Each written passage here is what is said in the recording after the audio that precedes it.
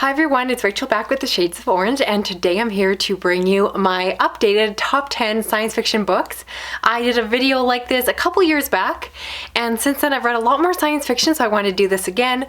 Now, in my first video, I included both books in series and standalone science fiction books, and then since then I've gone on to do an updated list for my favorite science fiction series, and so today I'm only going to focus on standalones. Now, technically there are a few books on this list that do have companion novels or follow-up novels, but I think you'll see what I mean here, that none of them are specifically series, or none that would actually show up on my series favorite list. So that is why The Expanse will not be featured here before I get a ton of comments about that. And I definitely recommend going and checking out my old list to see how it has changed over time, because that's why I like to do these videos. Is for myself, I really like to look back and see how my tastes have evolved. When I first made that list, I was just getting into the genre, and now I've definitely read a lot more classics, and it does show in my taste and reading here. So hopefully this is interesting to you. All that being said, let's get started. First, at the number 10 spot, we have Fahrenheit 451 by Ray Bradbury. This is a sci-fi dystopian classic about a future where firefighters set houses on fire rather than stop them in order to burn books and other forms of reading material. This is a book that should have been on my first list because I actually read this book several years ago, and while I love this book, I somehow forgot about it when I was compiling my first list, and then I think someone in the comments mentioned the book and I was like, why did I not include that? So I'm doing that now. This is definitely one of my favorite science fiction classics. I think it's very readable, and more importantly, I think it's very smart. I love the fact that it really predicts the future. Within this book, you get to see a lot of the influences of things like TikTok and Twitter, and just the fact that we as people really like to get little bite-sized pieces of knowledge rather than actually reading the full story these days, and really seeing the emphasis kind of move away from reading over to watching TV and other visual media like YouTube. This is just one that is so smart and insightful and really timeless. Again, I think it's amazing how well the author saw the future and how scary this future feels because of the fact that it almost feels a little bit too possible. Next, at number 9, we have Under the Skin by Michelle Faber, and this is a book that is science fiction but also a bit of a suspense thriller. And so within the story, we follow a woman who is going around the Scottish Highlands picking up hitchhikers and taking them away for her own purposes. And within the story, of course, you find out what this is, but I definitely recommend going in as blind as possible, which is what I did. I love this book. It was strange and creepy. It has some really interesting thematic ideas that definitely inspired me to consider things that I haven't really thought about beforehand, and I thought it was just, very well done. I love the writing style. I've become a huge fan of this author, and so I do recommend it. Again, it kind of draws the line between sci-fi and other genres, and so perhaps on a future top 10 list this one might disappear, but for now I'm keeping it on here because I do love it a lot, and I do think it earns a spot, at least at this time. Then at number 8, we have The Inverted World by Christopher Priest, and this is a science fiction modern classic that tells the story of a young boy in this possibly dystopian, possibly post-apocalyptic future. You don't really know where it is set, which is half the reason I love it so much. And that's a story that kind of combines together a coming-of-age narrative with a lot of great hard science. And so I like the fact that this book involves a lot of really smart scientific ideas involving math and geometry and different ideas, but at the same time it's very character-focused, which you could argue is often missing from a lot of classic science fiction, but this one is really well done. So within the story, we follow a young man who is just coming out of school and getting his first job as an apprentice, and so he's working to help build the railroad that the city actually goes along. And of course, within the story, you have the mystery of, well, why are they moving the city and what is the meaning behind it? And again, I like this book because it has a good element of suspense, because the first time you're reading it, you're trying to figure out what is going on. And I just found it to be very unusual, very subtle, and you're just trying to piece it all together because there are clues and you're kind of slowly puzzling it out. And I just, really enjoyed it. I thought it was so smart. I really felt for the characters. And I love hard science. It makes my head spin, but in a really good way. And then at number 7, we have Anathem by Neil Stephenson. And this is a fantastic book that I've gushed about recently. This is a chunky science fiction book that follows a group of individuals that appear to be in some sort of monk-like religious group, but it's not actually religious. Instead, they are more brought together by their scientific beliefs or their philosophies, and so they are shielding themselves from the influences of the outside world. This appears to be set on a world like ours, but possibly not Earth, and the story just slowly unravels from there. This is a book that is literally about a group of people sitting around and talking. There's not a lot of action in this book, or at least it takes a long time to get going. Normally, I would make that a criticism of a book, but in this case, I was so happy to spend time with the characters. I just love Neal Stephenson as an author. I'm actually surprised there's only one of his books on this list at this time. I feel like that's going to change in the future, but at the moment, this is my favorite of his books. I really love it, and this is one that is just smart and insightful, and again, I just love the ideas that the author explores. There's good humor in these books, and I just think that Neal Stephenson just is one of those really smart people that I just want to spend time with, and so this is as close as I can get is reading his books, and I highly recommend this one. It's very long, very chunky, but absolutely worth it. There's very little of this I would cut down because I think it's pretty near perfect. And then at number 6, we have The Rig by Roger Levy, and this is a really underhyped science fiction book that I'm constantly gushing about on my channel because I want to change that. This story is hard to describe. Basically, it's a coming-of-age story that involves a young boy who grows up on a colony, this planet that is very religious and conservative, and at the beginning of the story, there's another family that moves to this colony, and he is introduced to another young boy, and through this boy, he's kind of exposed to the larger world and kind of the criminal activity that is happening surrounding them, and the story just spirals from there. For me, it's just a great blend of a really insightful story. It has some really smart ideas. It also has some great character work. I really felt for these young boys, and again, having them come to age and really mature throughout the story. And there's also a really good plot. This book is not dry. It is exciting and fantastic. I've read it many times. I love it so much.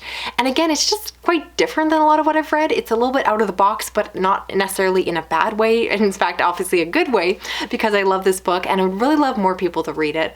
I feel like I cannot give the synopsis a fair go because there's so much going on in the story that you just have to kind of unpack for yourself. So needless to say, just please go check it out. This is so underhyped and I want to change that. Now, breaking into the top 5, we have How High We Go in the Dark, which is a post-apocalyptic story that is told through a series of vignettes. So it reads almost like a short story collection, but it is interconnected, but it is considered to be a novel in design. And so within the story, we follow different individuals. At the start of the story, there is a virus that is uncovered and breaks loose. And then throughout the different stories, we have the different individuals that are affected. This virus especially goes after children. So this book will just rip you in the heart if you have children yourself or just very sensitive to harm to children. So fair warning there.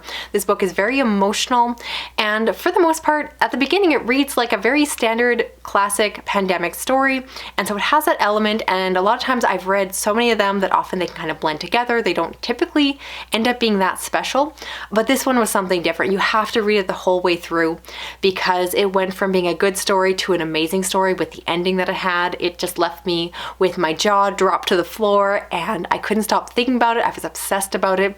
Again, it's a heavy read, very emotional, very hard-hitting, but it really blends together some of my favorite elements of science fiction that go from the very concrete elements of near future, and it really grows into something else, and you have to find out for yourself what that something else is, but I really love it.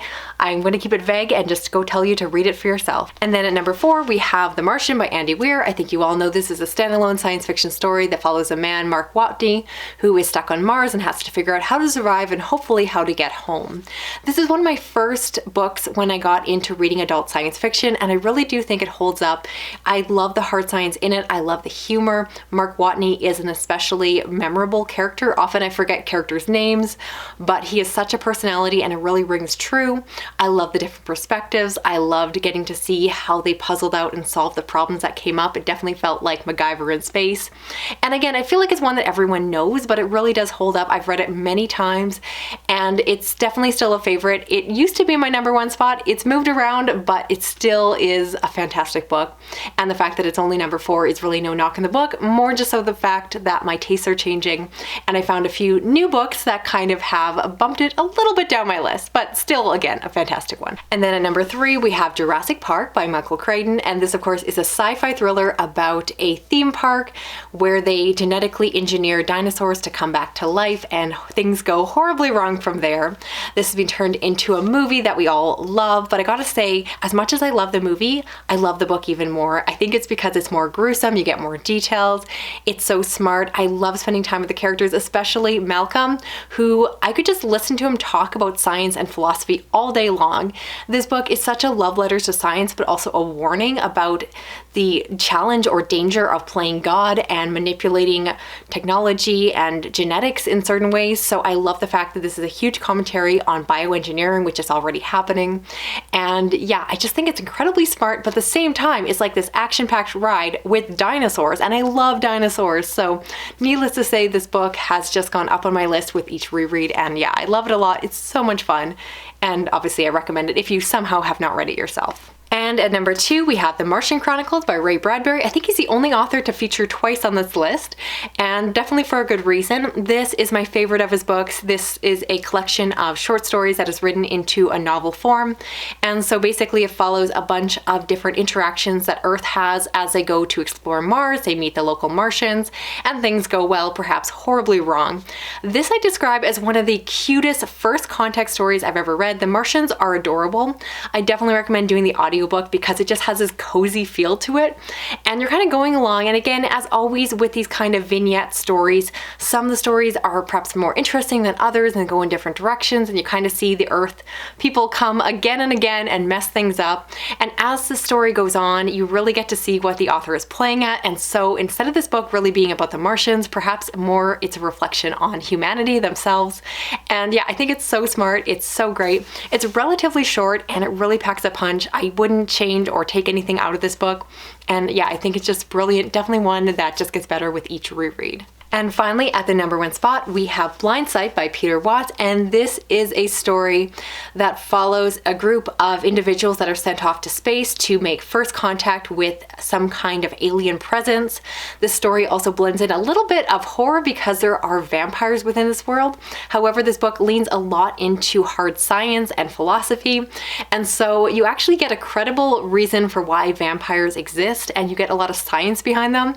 And yeah, I just love this book. Peter Watts is definitely one of my favorite science fiction authors. I find him incredibly smart. I love what he has to say in his work. And this book is just very complex. It's one that I reread over and over again because I keep finding more in the story when you go back to it. And again, that tends to be the stories that are starting to kind of go up higher on my favorites list, are the ones that really add more with each reread, because you realize there's a lot of complexity and a lot of nuance that often I miss the first time I'm racing through a book because I'm loving it so much. So highly recommend this one. It's definitely science fiction more than horror. For sure it belongs on this list and not one of my horror top 10s, but oh my goodness, I love it so much. It's weird, it's different, it's exactly the out of the box unique story that I'm always looking for, and yeah, I love it so much. It definitely speaks to me right now, and so at the moment it's my number 1 pick. So that's it for this video here. I'd love to know, of the books I talked about, which ones are you planning on checking out for yourself?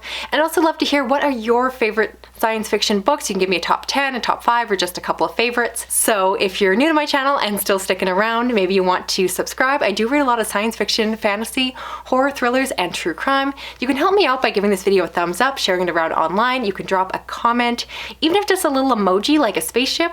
And if you want to hit that little notification bell, you'll never miss a video from me. Thanks so much for watching. I'll talk to you again soon. Okay, bye-bye.